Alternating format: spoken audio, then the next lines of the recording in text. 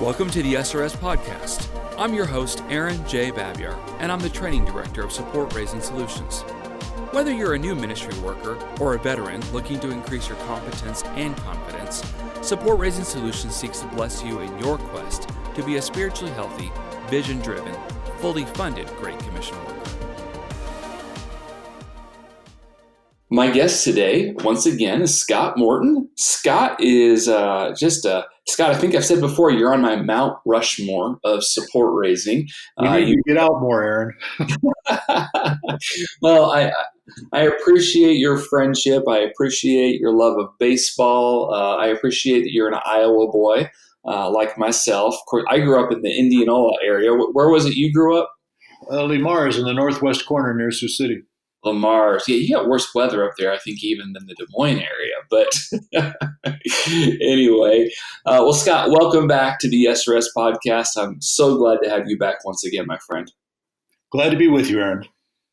Well, Scott, I'm having you back on again because I wanted to kind of restart, at least for an episode or two here, just the conversation about how we, as people who raise and live off support on the partnership of others for the sake of the gospel and the Great Commission, how we engage with people during this time of the coronavirus crisis. Of course, we don't know how long this will last. I don't know how relevant or irrelevant our conversation might be in some ways, even weeks or months down the road. But at the time that you and I are recording this, we're actually going to push this out. So we're recording this in the week of May 10th in the hopes of getting this out in a week or less. And so hopefully most people will hear this at a pretty relevant time. And the topic that we wanted to talk about today, Scott, really came back to communication. How do we, as people who raise and live off support, communicate with our support team during such a unique time in history? So with that being said, I'll just kind of kick it to you first and say, what are some of your initial thoughts that people need to be keeping in mind? Okay, thanks. And Aaron, please interrupt me if there's something that I say that's either goofy or not understandable or something like that. Fair enough, but that's a two-way street, my friend. The common sense is that because people are losing their jobs, people are getting sick, the country is in chaos, the world's in chaos, we think, well, we need to keep quiet about fundraising. But I think now is the time we've got to speak up. So let me suggest one thing here that maybe we've talked about before is now is the time to connect with your giving partners. And I think we can do it through emails or through posts on social media, group things, that's fine. But the thing I'd like to emphasize is let's connect with our partners one by one. Yeah, one. That's a little different than just sending out a big newsletter, isn't it? Yes, it is. A newsletter is good. Nothing wrong with it. I sent one out when the pandemic began, but also I'm phoning each of my giving partners and non-giving partners. And I've so far, you can keep track of me, Aaron, check up on me, but I've made 83 phone calls over the past month. I do 2 or 3 a day. Okay. And 57 have actually picked up the phone. Now, that's interesting because I usually do this in November, December as well. And maybe 30%, maybe 40% will pick up the phone in December. But now, 57 out of 83, that's way above average.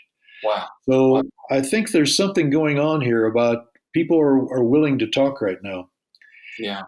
A lot of our communication as ministers of the gospel is one way. We have a sermon or we have Facebook posts or other things. But in fundraising, as in discipling people, two-way communication is essential. We've got to hear what the other person is saying. For example, one of my calls a week ago, I called a long-term giving partner. The husband was on a Zoom call with somebody else, so I talked to his wife, and she said, "Scott, I'm so glad you called today. I was hoping someone would call me today." Really? Yeah, and well, what's going on? Well, trouble with a kid, an adult kid, and then trouble with a grandkid. Wow. And then the very next call, I called a guy that's not a giving partner, but I think we need to call our people that we hope might be giving partners in the future. Let's call them too. So I called him and I just said, not to ask for money, of course, just say, "How are you? How are you doing?" He said, "I'm glad you called. My dad has leukemia. He probably won't live out the week. Oh, wow. And I don't know him that well. But I said, well, thank you for telling me. I got a couple more details. I could tell he was distracted. I said, may I pray for you? And I did a 30-second prayer, and he said, Scott, thanks so much. So we never know what we're going to run into, Aaron, when we get on the phone with people. Well, now I'm going to play the other side of this for a second because right away you're coming out of the box firing pretty awesome and making a great case. But hey, Scott, I mean, truth be told, I don't shy away from this because I don't want people to think that, well, Aaron's just the person with the gift of gab, so he's naturally good at support raising and blah, blah, blah. I'm really not. I have to work very hard at it. And one of those things where I say I have to work hard at it is, Scott, I really strongly don't like the phone. Like I really, really, really don't like using the phone. So much so, and I think I've mentioned this on previous podcasts, my father, who at the time of recording is 72 years old, my father teases me that I should use the phone app on my iPhone sometimes because he knows I don't like the phone. And also it's really time consuming and I'll go so far as to say as though I really love those God moments and I love connecting with people heart to heart. When I dial that phone, I'm pretty time conscious, and I don't know. Am I making a 2 minute commitment here with a kind and genuine voicemail, or am I making a 45 or an hour long commitment that we're about ready to step out into the weeds, and this is gonna consume my time, and I'm already on Zoom 6, 7, sometimes 9 or 10 hours a day, depending on the day. Like there is this part of me, Scott, that totally agrees with everything you're saying, but there's this whole other part of me that's going, man, no, I don't want to do that. I don't want to do that. So for my brothers and sisters that are out there that everything I'm saying right now, they're waving their fists in the air in agreement. Well, Eric, I'm with you. I don't like the phone either, frankly, and I'm in the generation that's supposed to like the phone. But here's the way to think about it: is my assistant, who's much younger, also said the same thing. She can't stand the phone, will not phone, and phones only as a last resort. But I'm not sure what to say to that, except that every call is not going to end badly, and every call is not going to take up a lot of time. Mm. Getting on the phone is actually a risk. And I find myself thinking, do I really want to do this? Do I really want to maybe end up on a 30-minute call here when I don't have time for that today? But here's what I do. If they don't answer, I have a message that I just leave on their message machine, something I want to say. I plan out what I'm going to say briefly, not in detail, just a couple of things. How are they doing in a prayer request? So I think we can leave messages and then Yeah. invite them to call back if they like, but no urgency. And I've had quite a few people call back. And then the other thing is that I say to myself, I'll tell to them to say, I was thinking of you today. I've got a few minutes here. I thought I'd better ask, how are you doing? So I alert them at the front, I've only got a few minutes. And I think that frees them up because sometimes they don't have time to talk on the phone either. But then the other thing, Aaron, is I think we got to acknowledge this, that even though our days are busy, and I plan my days quite busy, is Mhm. this phone call could be a divine interruption, both for me and for them. Yes. And so we need to keep that in mind as well, that we are ministers of the gospel here, and God is at the fact of interrupting our lives. Now, if you just can't get on the phone, then just send a text or do something else. Thinking of you today that would be quick. But let's face it, on phoning, we're doing the top of the Harvard Communication Effectiveness Scale, which is face to face. So, yeah, I want to say, Aaron, just get over it, but I don't think that's the right answer. Well, I think there is a time and a place for suck it up, buttercup, right? Yeah, coming out of baseball, I heard that all the time. There you go. There you go. I will have to say, so I'm going to self-report here. I did start. I was doing really well about 2 or 3 weeks ago. Just telling on myself where I was reaching out and I called 24 or connected with 24 Wow. about 30 people. I picked about 30, but I also don't think I mean, again, just being honest here, that's about half my list, and the other half of my list I haven't even tried in the last few weeks. Well, And I ask I'll, myself, be forthcoming here too, and I'll tell you what I do because I'm such a work-oriented person. I get mhm. out my cell phone here, and I've got a gazillion names in my cell phone, and so I start with the A's, and I go through and I do data hygiene, and so I'm cleaning up my list, and I think, oh, I should call Joan. Okay, and I just punch the name, just punch the name. Now, yeah, sometimes confess, I say to myself, God, don't let her answer. I don't want to talk today. But, but then she answers, and I get grace in that split second, and we have a wonderful conversation. you're right. So Right. I do data hygiene and my phoning at the same time, and then I'm in the B's. And I just punch the name. Yeah. Donor, non-donor. I don't try to organize it a whole lot, Aaron, because Okay. it kills me. Yeah. Now I do have a spreadsheet, so I'm tracking. To just so you know, I got so far as to go. I won't call everybody if I don't actually like have a list. I'm a kind of a. I don't love spreadsheets, but I am kind of a checklist kind of guy, and I don't want to forget anybody. And so I use an MPD software, and I imported some information out or exported, I should say, and so I got started, but I need to pick it back up for all the reasons that you've already said, but you said something before I want to kind of dig in on a little bit with you, and that is just that people are they're different when they can connect one to one, and we already know that, right? Like people are different in a group than they are one to one. So Yes. tell us a little bit Yeah. more about that. Well, let's look at a couple scriptures. Do we have a little time for some Bible study today? Always. Well, let me give three scriptures here that maybe the listeners could jot down and study on their own, but just briefly. 2 John 12, we don't get to look at 2 John very much. And so 2 John 12 says, though I have many things to write to you, I do not want to do with paper and ink, but I hope to come to you and speak face to face so that your joy may be made full. Wow. 2 John 12. And then 3 John 13 and 14 is almost identical. The apostle here signed off both letters almost identically. Mm. I hope to come and speak to you face to face so that your joy may be made full. There's something about that the apostle was bold enough to say that if we can just talk about these matters rather than write about them, it's going to promote joy for you. And for Mhm. me, some translations even say, so that our joy may be made full.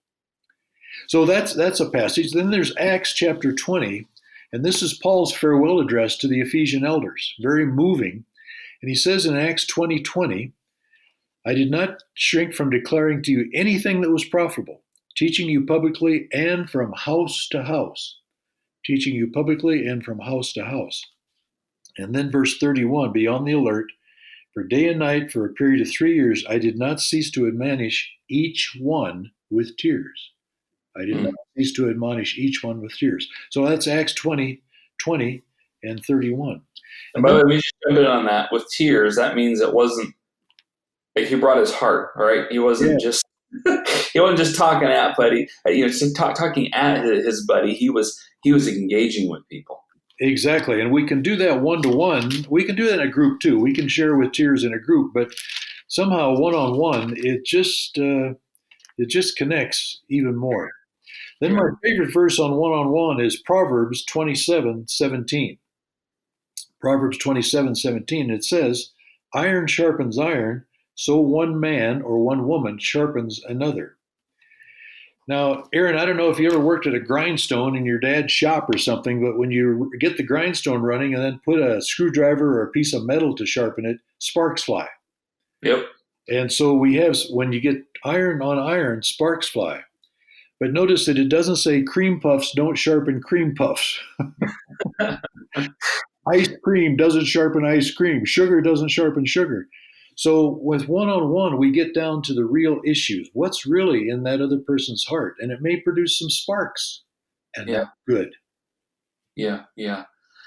And that, I mean, those are all fantastic verses, but obviously Jesus, I mean, he modeled that as well, right? Like he did some one-on-one ministry, right? He did, and it's easy to overlook because we often see him preaching to the crowds or the 70 or the 12. But in John 9:35, he healed a man who was born blind, and then the Jews put him out of the synagogue. And in verse 35 of chapter 9, it says, Jesus sought him out, found him, and asked Mm, him, do you believe in the Son of Man? So Jesus did a little personal follow up there. yeah, Jesus took the time to check out this one person because he probably was discouraged. Jesus also was one on one with Nicodemus. He was one on one with Pilate, the Roman procurator, and he was one on one with Peter in John 21. When Peter had a bad weekend denying the Lord 3 times, Jesus sought him out at the beach that day, one on one. Yeah, yeah. one on one. Let's not overlook it.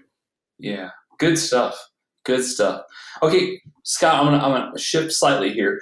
For people that are like they want to be relational, they want to be people based, they want to, you know, they want to be sensitive and engaging and connect heart to heart, but they also are, well, let's just say task driven, a little task oriented, something. Yeah, You know, sometimes, and I definitely, you know, I can be that way.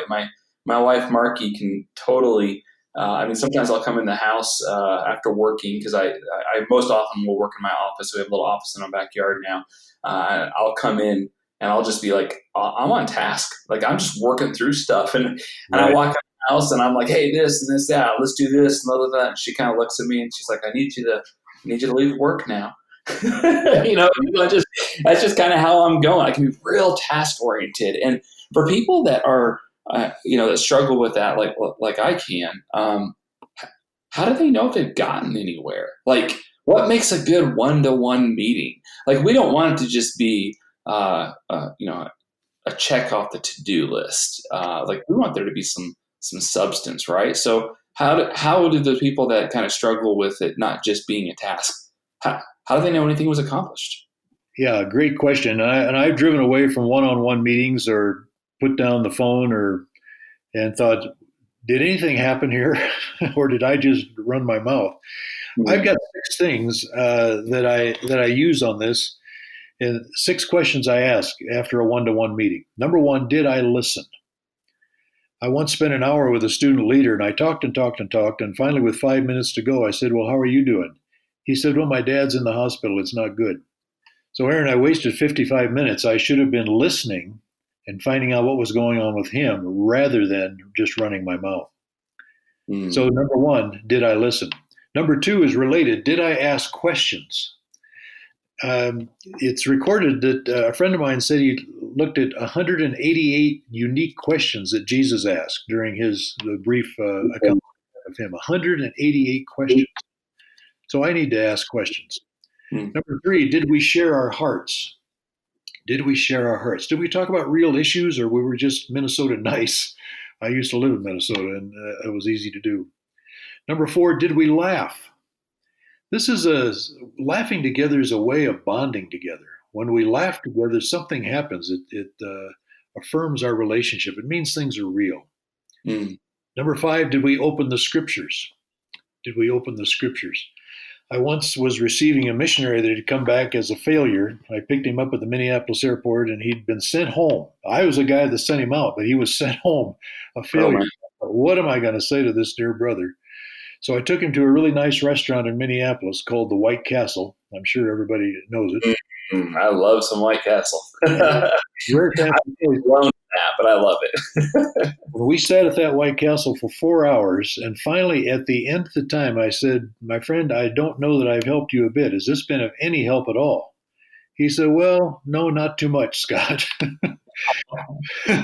But he said, "There was a verse you shared about 2 hours ago that I liked. What was that verse again?"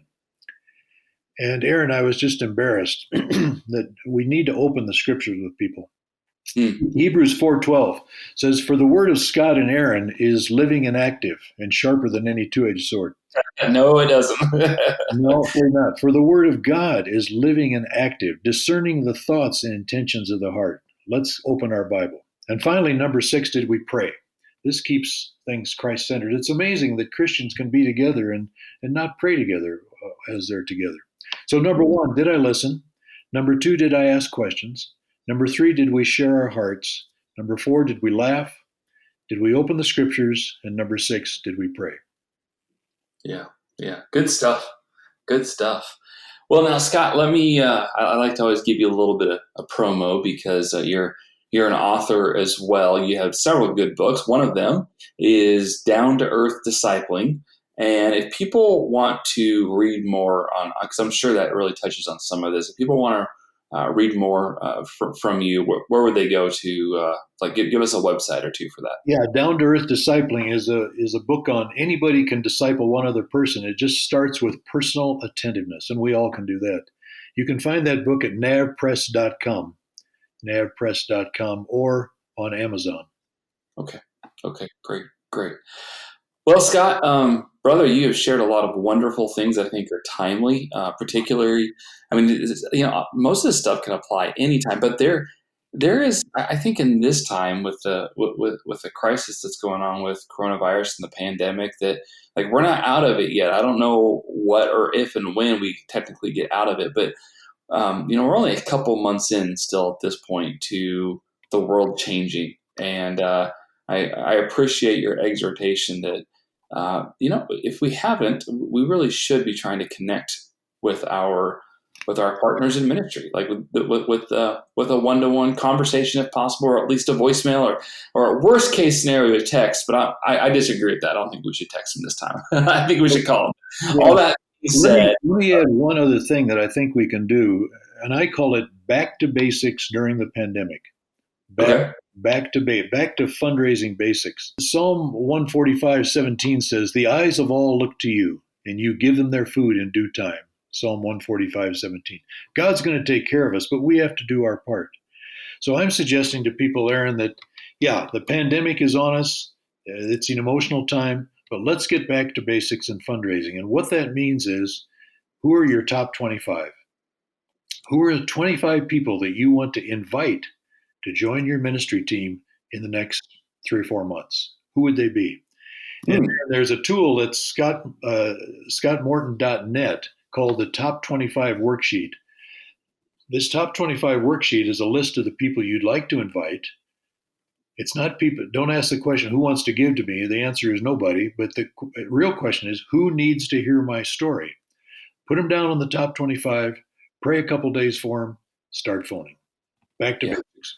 Well, Scott, I think that was a great final thought. I want to thank you once again for joining us on the SRS podcast. And God bless you, my friend. Thanks for sharing your wisdom today.